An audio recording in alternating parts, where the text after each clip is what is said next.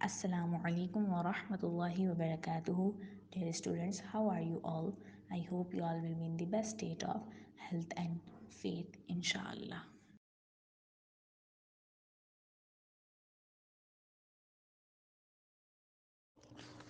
So, students, today we are going to start the second chapter of class 9 English, Sindh, which is Shah Abdul Latif Bhitai.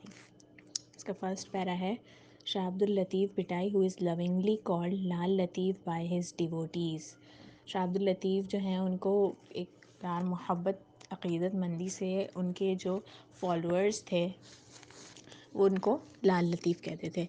Was a noted Sindhi Sufi scholar mystic Saint and poet. Shah Abdul Latif Bhittai जो हैं वो एक सिंधी आलिम थे, सूफ़ी आलिम थे।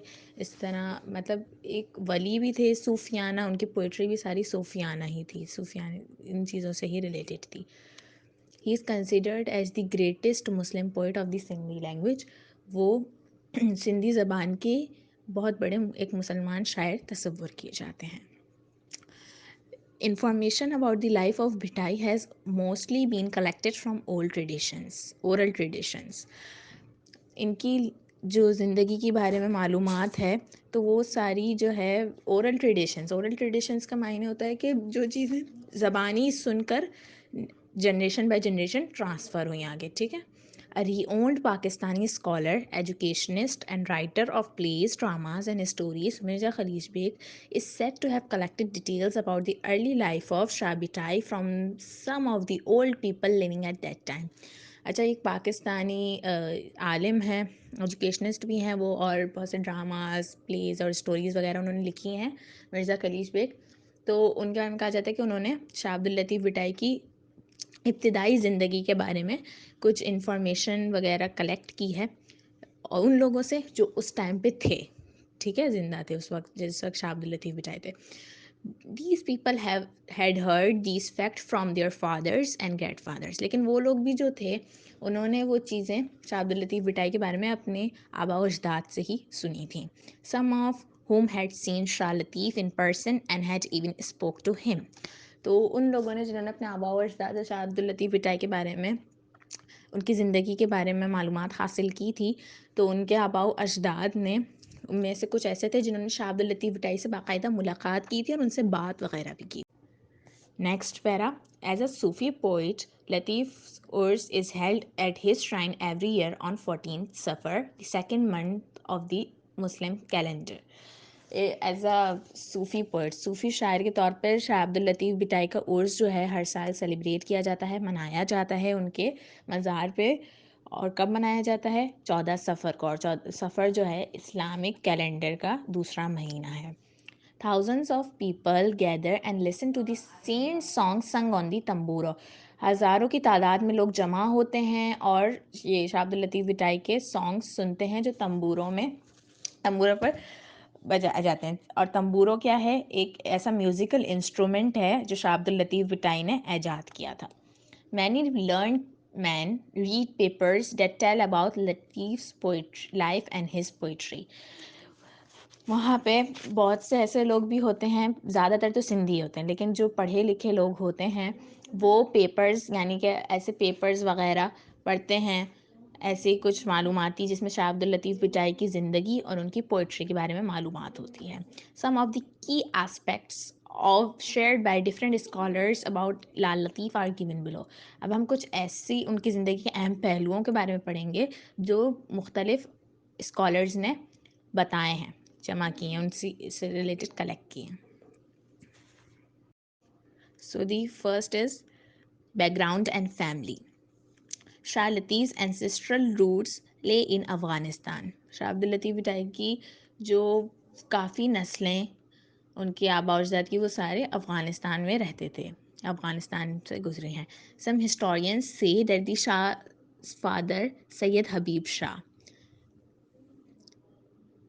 migrated from Matiaro, his ancestral home in Afghanistan, to Behnpur in Sindh in order to gain spiritual contact with Bilawal, a local pious man. कहा जाता है कि शाह अब्दुल लतीफ़ भिटाई के फ़ादर, उनके जो वालिद थे सैयद हबीब शाह, तो उन्होंने मटियारों से بٹ یار ان کا ایک گھر تھا افغانستان میں، ان کے آباء و اجداد کا، اس جہاں پہ وہ رہتے تھے، اور وہ بینپور میں آ گئے، بینپور کے علاقے سندھ میں، اور اس لیے آئے تھے تاکہ وہ اللہ کے ساتھ اپنا تعلق مضبوط کر سکیں. ٹھیک ہے. ادرس سے that his ancestors migrated to Sindh from Herat. اور کچھ لوگ کہتے ہیں کہ ان کے جو آباء و اجداد تھے وہ ہیرت سے سندھ انہوں نے ہجرت کی تھی. Sindh was then a centre of Muslim culture. Sindh جو ہے کہا جاتا ہے کہ سندھ جو ہے ایک قلعہ ہے یا ایک اہم جگہ ہے مسلمانوں کی ثقافت کی. And Shah Latif's ancestors liked it too much that they decided to make it their home. اور شاہ عبد الطیف بٹائی کے جو آباء و اجداد تھے ان کو یہ جگہ اتنی پسند آئی کہ انہوں نے سوچا کہ ہم یہیں کو اسی جگہ کو اپنا گھر بنا لیتے ہیں، یہیں پہ اب رہنے لگ جاتے ہیں. Second aspect is the name Bhitai. In 1742, Shah Latif left his home and went to live on a mound.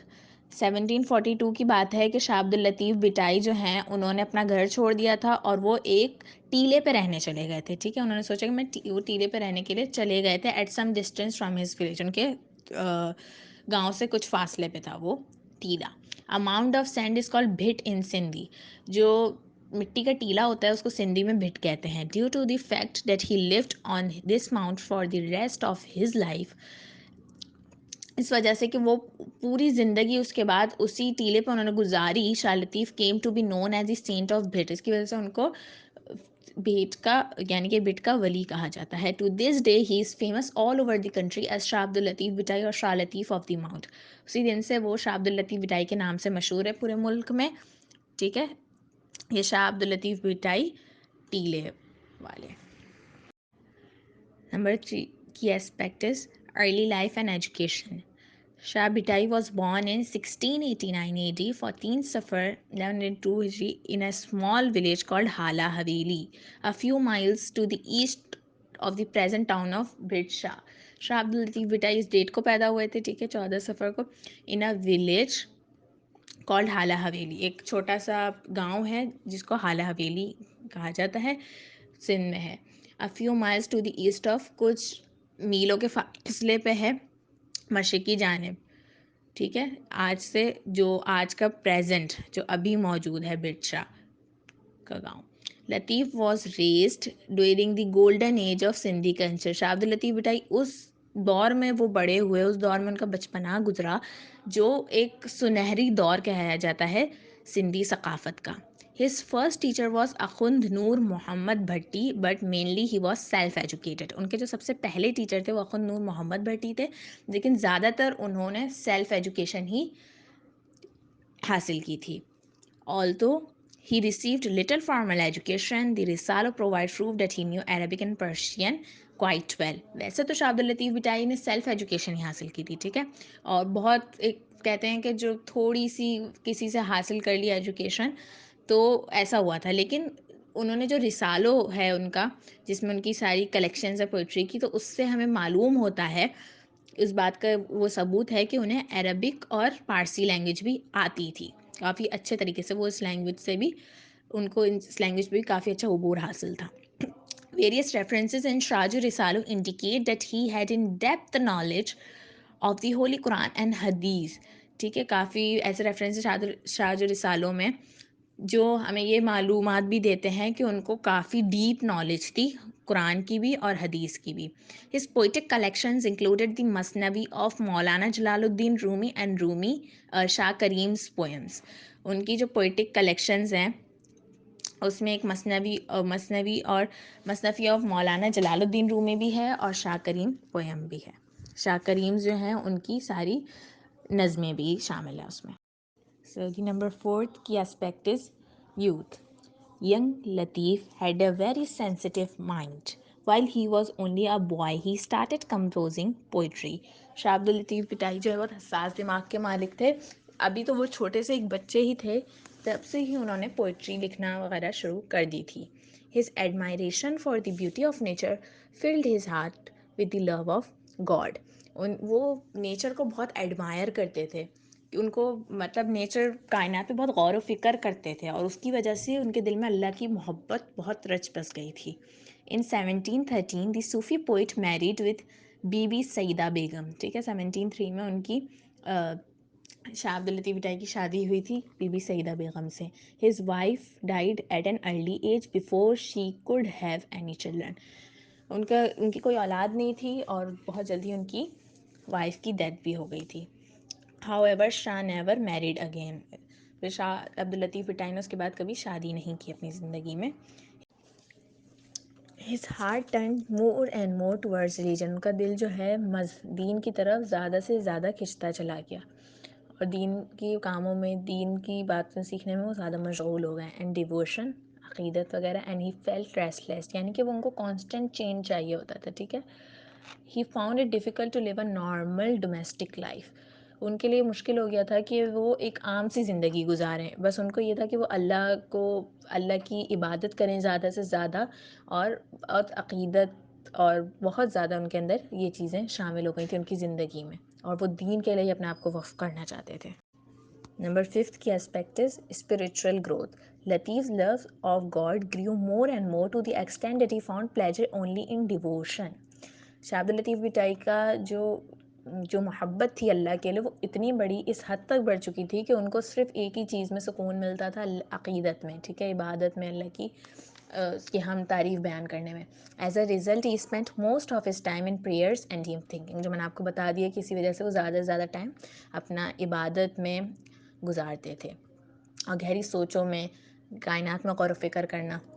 His spiritual power give stronger with prayers and devotion. ٹھیک ہے, تو پریئرز اینڈ ڈیووشن, ان کی جو روحانیت تھی, روحانیت کی جو طاقت تھی وہ زیادہ سے زیادہ بڑھ رہی تھی عقیدت اور عبادت کی وجہ سے. So much so that the people began to be attracted towards him. اسی وجہ سے لوگ ان سے کافی امپریس ہو رہے تھے. ٹھیک ہے. anyone who came to him was strongly impressed by his gentle ways. ان کے نرم انداز طریقوں سے لوگ بہت زیادہ متاثر ہو رہے تھے. and his followers increased day by day. اسی طرح ان کے فالوورز جو تھے, ان کے ماننے والے دن بدن بڑھتے جا رہے تھے. close to the mount on which Lal Latif came to live is a natural lake. جہاں پہ شاہ لطیف رہنے کے لیے آئے تھے اس کے قریب ہی ایک قدرتی جھیل تھی. his poetic nature loved the calm atmosphere. ان کی جو ایک شاعرانہ نیچر تھی ان کو اس وجہ سے سکون دہ ماحول, سکون دہ ایٹماسفیئر بہت پسند تھا. he would spend much of his time sitting on the bank of the lake. اسی لیے اپنا زیادہ تر ٹائم جو جھیل تھی اس کے کنارے پہ بیٹھ کے گزارتے تھے. as he sat there he prayed to God and sometimes composed verses in his praise. جب وہ وہاں بیٹھتے تھے تو اللہ تعالیٰ کی عبادت کرتے تھے, اور اس کے علاوہ اکثر وہ اللہ تعالیٰ کی حمد میں, اس کی تعریف میں پوئٹری بھی کرتے تھے. نمبر 6 کی aspect is death and ریمیمبرنس. Lal Latif diet ان 1752. شاہ عبد اللطیف بھٹائی کی ڈیتھ جو ہے وہ 1752 میں ہوئی تھی. On the mount where he had left. اسی ٹیلے پہ ہوئی تھی جہاں پہ وہ رہتے تھے. He was bred on the same mount. اور اسی ہی ٹیلے پہ ان کی قبر بنائی گئی, ان کو وہیں پہ دفنایا گیا. It is said that one day he ordered the musician to play music. یہ کہا جاتا ہے, سننے میں آئی ہیں یہ باتیں, کہ ایک دن انہوں نے کچھ گلوکاروں کو بلایا کہ وہ میوزک پلے کریں. ٹھیک ہے. They played continuously for 3 days. وہ مسلسل 3 دن تک میوزک پلے کرتے رہے. When they stopped playing, جیسے انہوں نے رکے, they found the poet dead. تو شاہ عبد اللطیف بھٹائی کو انہوں نے دیکھا کہ وہ ان کی ڈیتھ ہو چکی ہے, ان کا انتقال ہو چکا ہے. A famous king of Sindh, Ghulam Shah کلوڑو, was so devoted to him that he built a grand mausoleum over his grave. ایک مشہور کنگ, بادشاہ سندھ کے, غلام شاہ کلورو, وہ ان کو شاہ عبد اللطیف بھٹائی سے اتنی عقیدت تھی کہ انہوں نے ان کے لیے ایک بہت بڑا مقبرہ ان کی قبر کے پاس بنایا ہے, بہت بڑا مقبرہ. The lovely white dome of the shrine represent the purity and dignity of Latif. ان کے جو مقبرے کے اوپر وائٹ ڈوم ہے. وائٹ ڈوم یہ ہوتا ہے کہ جو ایک طرح سے گول ہوتا ہے, جو آپ نے دیکھا ہوگا مسجدوں کے اوپر ہوتا ہے گول ٹائپ.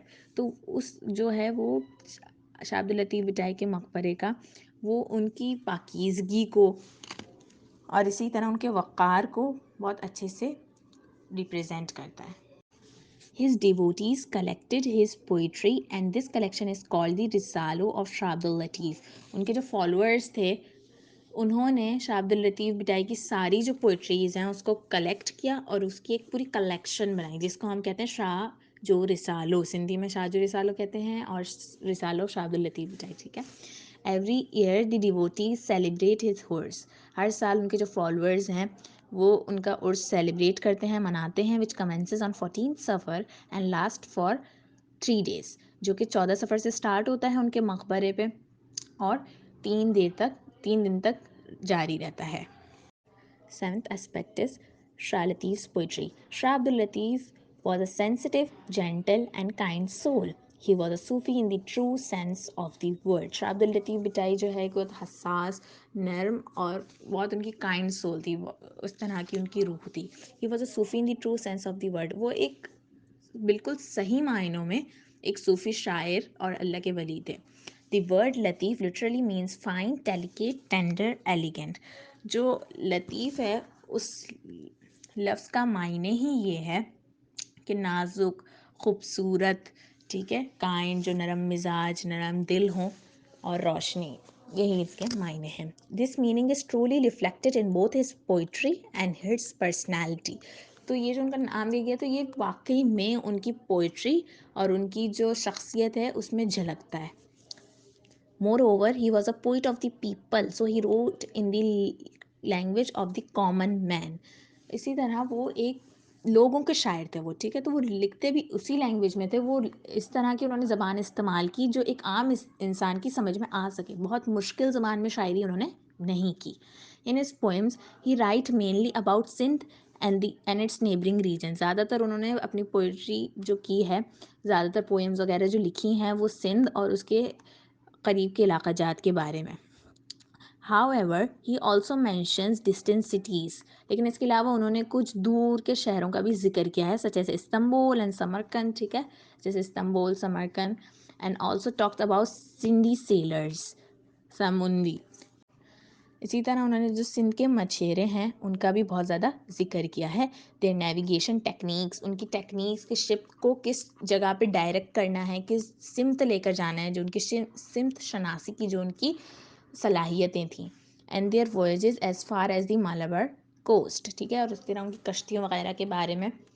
اور مالابر کوسٹ جو ہے وہ انڈیا کے، بھارت کے ساحل کے جنوبی مغرب کی طرف ہے.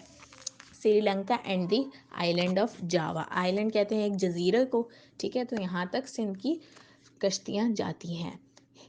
اب ہم پڑھیں گے شاہ عبد اللطیف بٹائی کی اسی طرح کی شاعری میں ان کا ایک ورس تھا، اس کے بارے میں ہم پڑھیں گے. اس کی ٹرانسلیشن ہے اس میں تو، کیونکہ ویسے تو انہوں نے سندھی میں لکھی تھی لیکن پھر ان کی کافی لینگویجز میں ٹرانسلیٹ کی گئیں ان کی پوئٹری کو، تو ہم انگلش میں پڑھیں گے.